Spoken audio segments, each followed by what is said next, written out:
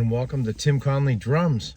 Well, as you can see, I am not in my usual location where I do my videos, but I'm waiting for my daughter. She's in swimming, and she's a competitive athlete, and I got some time to kill, so I thought I would talk about something that happened today that prompted my idea for this video. And that's the funny thing, that sometimes things happen to me which sparks either a memory, or it leads me to want to talk about something, or it leads me to want to tell a story. So today I want to talk about something, and that is the outrageous price of concert tickets.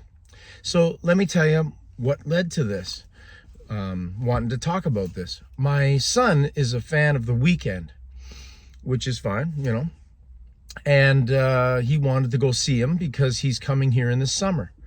And my son wanted to go to the concert. So my wife goes on Ticketmaster and she starts scrambling around for tickets. She was 26,000th in line.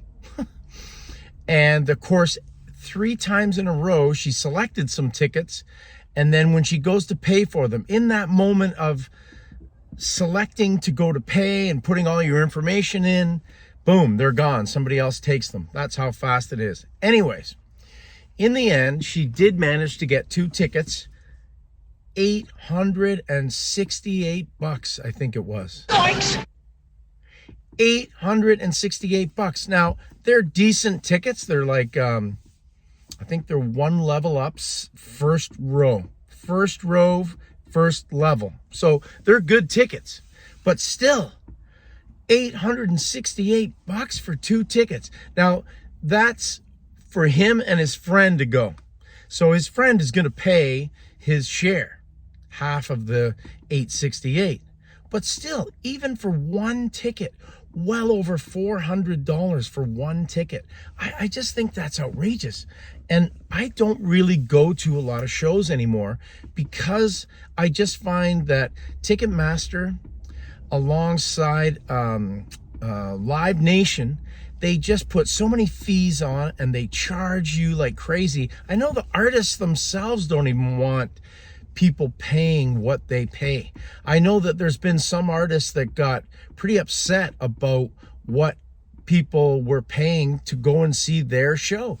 Now, I didn't go to the show. I'm not a fan at all, but Taylor Swift was just recently through Toronto. And, oh, that reminds me, the tickets we bought were for the Toronto show in July. So we got the tickets, he's going, everything's fine, but just, I want to get on here and complain about the price. So Taylor Swift was just here. The tickets were like $1,000. And to me, again, it's just outrageous. That's too much money for so little return, honestly. You know, let me tell you, I saw The Who on their 1982 farewell tour. It was not long after Keith Moon died. Kenny Jones was the replacement drummer. And I think I paid about $80 for those tickets, which was a lot of money for tickets in 1982. That was a lot of money in 1982. But it was the farewell, turned out to be a facade, but the farewell concert tour. The Who are packing it in. Kenny Jones is replacing Keith Moon. I was a little disappointed I never got to see Keith Moon play drums, as I'm sure you guys can understand that. But Kenny did a good job, but he's no Keith Moon. I mean, nobody is. Keith Moon is Keith Moon, right?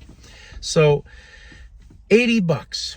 Okay. And turned out it wasn't really, you know, a lot of bands do that. They do a farewell tour, and then a year later, they're back on the road because they don't got any money anymore.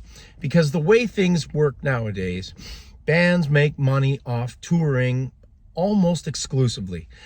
Bands do make money off of their songs being played on the radio, being used in commercials, being used in movies. Like, there's many different streams of revenue for artists. Downloads and, of course, Vinyls made a comeback. CDs have really died off. Vinyls made a bit of a comeback, but I find the price of vinyl really expensive. And I'm an audiophile. Being a musician, a lot of musicians we're audiophiles. But I go into the record store and I want to buy, you know, some old vintage Rush or Zeppelin or whatever I'm looking for. I think I was looking for Black Sabbath, actually. $40 for a record. And I thought, man, that's expensive. So I've been searching now. I'm on a search. And if you guys can recommend a good place for me to go in the GTA, I don't feel like going downtown Toronto. I know guys are going to say, oh, go to such and such a store on Yonge Street in Toronto, but I'm not doing that. But, you know, in the GTA, but not the downtown Toronto core, too much traffic. If you guys can recommend a record store for me to go to that I can get some really great stuff, but a little bit more reasonably priced. I just think $40 plus tax is a bit too much to pay for a record. Now, that being said, my neighbor, Al, who's also my drum student, he's a very well-off guy, and he has an unbelievable sound system. I think he's invested $300,000 plus into this sound system in his basement. It's mind-blowing. He goes out and buys a turntable, and then he buys records, and the records, he went out and bought 200 records. They were $1,000 each. I'm like, what? Are you kidding me? $1,000 for a record? I didn't even know that you could buy a record that cost $1,000. Now, like I said, he's a well-off guy, and he's a single guy, no kids, and he has a great job. So he spends money on things like super expensive records. So when I told him I was complaining about $40, he pretty much laughed at me. So from that perspective, $40 is nothing. But I'm not paying $1,000, and I'm gonna let me ask you this. I like to put questions out to you guys. Would you pay $1,000? What is the most you would pay? $1,000. Nobody's gonna pay $1,000. That's a dumb question. But what is the most you would pay? Like Rush R50, that's just coming out. I don't know what the price is, but I think it's like a box set, so it's going to be a fairly larger song list. It's not just like a single album with 10 songs on it or whatever. And it's also like a collector's item and all that sort of thing. So maybe that's going to be $70. Just throwing a number out there. I don't know. I'm willing to pay that because of the specialness of it. Plus, I'm a huge Rush fan, and I'm willing to put out a little bit more. But for an album where I want to, Led Zeppelin 2, Deep Purple's first album or whatever, whatever I want to get, but older type stuff, I don't know if I want to pay $40 for it.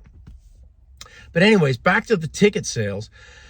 We did pay the money for the weekend, and my son is very happy, but that was sort of a gift for my son. But for me, I'm not paying that.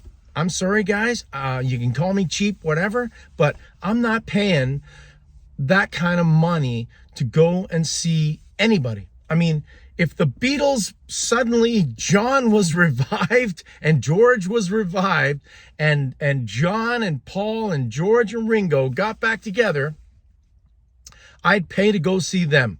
But then again, the Beatles in their prime is what we always think of. I know that they won a Grammy, and I love the Beatles, and if you watch my Grammy video, I comment on the Grammys. I'm not going to get into it too heavily here, but really, do the Beatles in 2025 really, truly, are they the best rock artist in 2025?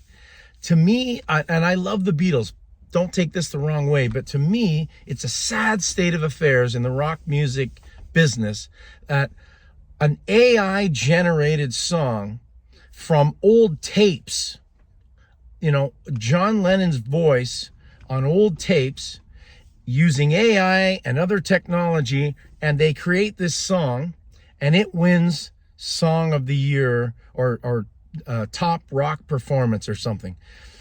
As much as I love the Beatles, it's pretty lame that that's the best rock performance. There's got to be something else out there, but unfortunately, if you watch my Grammys video, you'll see who the Beatles were up against. There was nobody.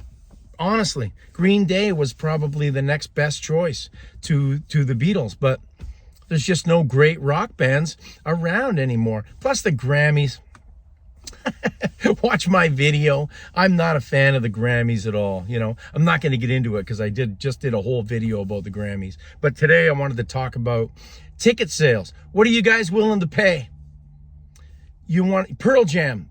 They come around. Styx, Foreigner, Def Leppard, Journey, all these bands. Chicago, they're still out touring. I think the Eagles, I think they're done. I'm not sure. They might still be touring. But hey, AC/DC retired. They're back again. I just saw tickets for AC/DC because I was just looking at Ticketmaster to see who's coming around, you know? So, I mean, bands say they're going to retire. I don't know if that jacks the price up anymore. Maybe it does. If they say this is the final show, you're never going to see us again. And then how many times have Motley Crue done that? Now, let me tell you, back in the day, from the time I was about 15 to about 40, that's a pretty long period of time. In that time period, I must have went and saw 600-700 shows, easy. Now, I don't have all my tickets. I regret not keeping my tickets because I have another friend who is an avid, to this day, an avid concert goer, and he kept all his tickets. He's got hundreds and hundreds of tickets. I wish I had kept mine, but I've seen so many concerts, but I've never paid $400 for a ticket. The most I think I ever paid was actually recently, not too long ago, I saw Iron Maiden, and I really love Iron Maiden. So I'm going to pay a little bit more because I want to get decent seats, and I really, really love Iron Maiden. And I'm so thankful that I went and saw them because, as you guys probably know, Nico McBrain has retired, and he's no longer drumming. So I'm not interested in seeing Iron Maiden without Nico.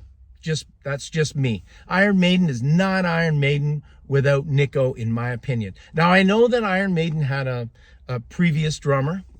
I believe it was Clive Burr. I think that's who their previous drummer was, but if I'm wrong, let me know. But to me, Nico was Iron Maiden's rhythmic sound, and I love Nico's playing. So anyways, I think I paid $250, $275. Not the greatest seats, but they were okay, and I got a good view. The only problem was, and I'll see if I can find a picture of the setup of the stage. I couldn't see Nico.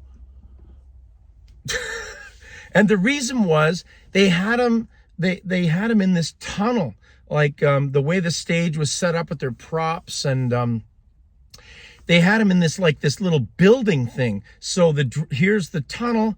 Nico's in the middle of the tunnel, but he wasn't up very high. I could just see him, just barely see him. I'm there to see Nico, and the seats that I selected, I didn't know what the stage was going to look like. The seats that I selected were on such an angle to where the stage was. You know, you're up here. I was up a little higher, and I usually like to go to the side so I can see the drummer. That's why I never buy straight on tickets, but I should have, because Nico, with the angle that I was on, I couldn't see him. So I was disappointed.